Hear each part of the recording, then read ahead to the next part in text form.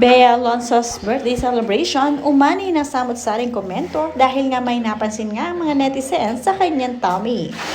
Dahil para daw bang animoy tinakpan ng bouquet of flower ang kanyang tiyan habang nagpapapicture. Sinurpresa nga siya ng kanyang mga kasambahay at malalapit na kaibigan. Panoorin at kung hindi pa nakasubscribe, don't forget to click subscribe and hit the notification bell to keep you updated.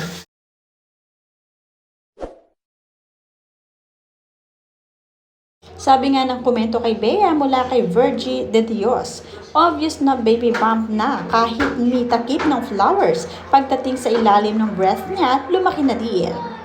At agad namang sinagot ito ng iba pang netizen. Sabi dito, gandang lahi siguro ng baby ng pag inilabas.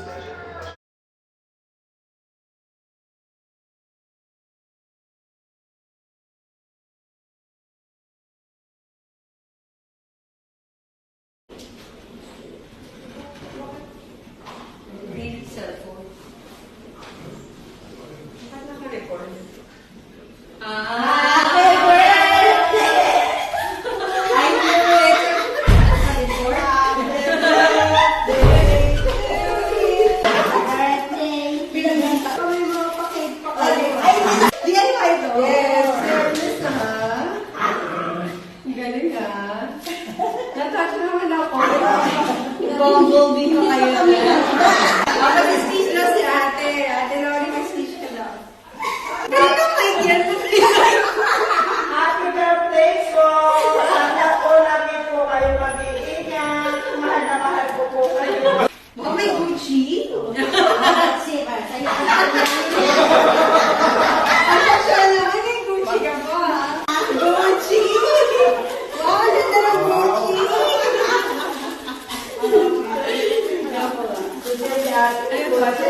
Alam ko to pa. Robe! Ay! Ikaw sa robe. Thank you! Ay, saka favorite color ko. Thank you naman. Happy birthday! Happy birthday! Happy birthday to you! Yay! Wish na. Birthday! Happy birthday. Happy birthday po!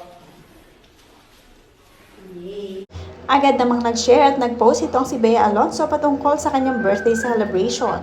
Nagpasalamat siya sa lahat na naghanda at sumurpresa para sa kanya at nilinaw niya ang mga samot-saring komento na naglalabasan ngayon patungkol sa kanyang picture na siya ay may baby bump na.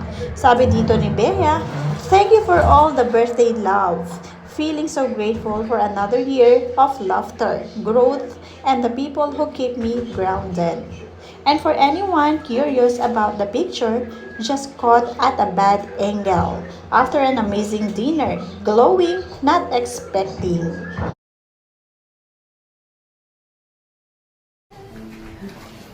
Oh my God. Sorry,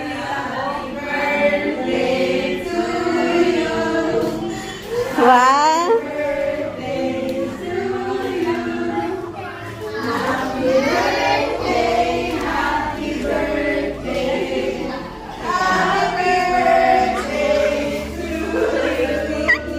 Na-surprise ka!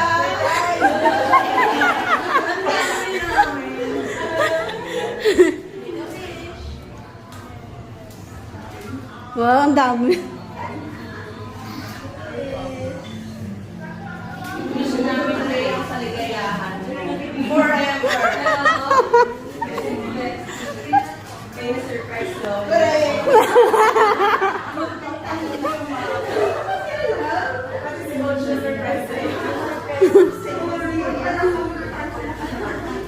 Ayan yung mga anak mo, dito na.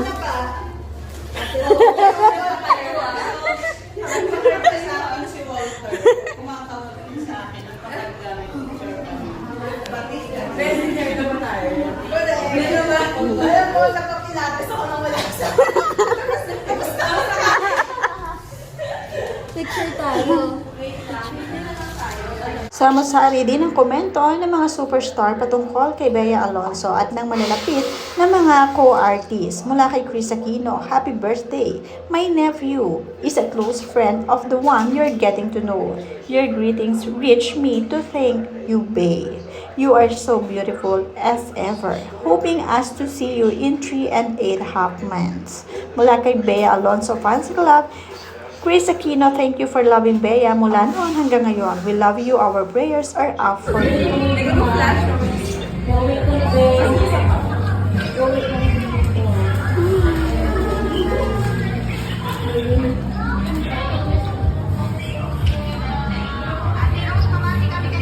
Marami nga ang humihiling na sana nga ay mag-asawa na ito si Bea Alonso dahil hindi na nga siya bumabata. At ngayon nga ang hiling na nga lang ni Bea sa kanyang buhay ay more on personal matters dahil nga halos lahat nga ay nasa kanya na. Wala na siyang mahihiling pa dahil nga marami na siyang pera, may mga negosyo na siya. Ang kulang na lang talaga sa kanya ay ang sariling pamilya at ang mga anak.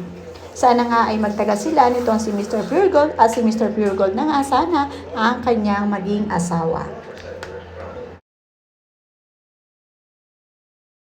Isa lang ang sigurado dito, ano man ang mangyari kay Bea Alonso, mabuntis man siya at magkaroon ng anak, andyan pa rin ang kanyang boyfriend na si Mr. Pure Gold kung tawagin. Si Vincent Co, siguradong hindi pa babayaan si Bea Alonso at sigurado rin naman na gustong-gusto na nga rin niya mapangasawa ang sikat na actress na si Bea dahil matagal na nga niya itong crush at nagkatotoo na nga ang hiling na maging sila. Tahimik lamang ang buhay ni Bea Alonso ngayon at ang napakatahimik din at very low-key ang relasyon nila ni Vincent Co. Samantalang lagi lang sila nakikita ng mga netizens na magkasama kaya naman lalong umuugong ang balita na parang buntis nga itong si Bea Alonso. Wala namang masama dito dahil nasa edad na itong si Bea at okay naman na magkaroon na siya ng sariling pamilya.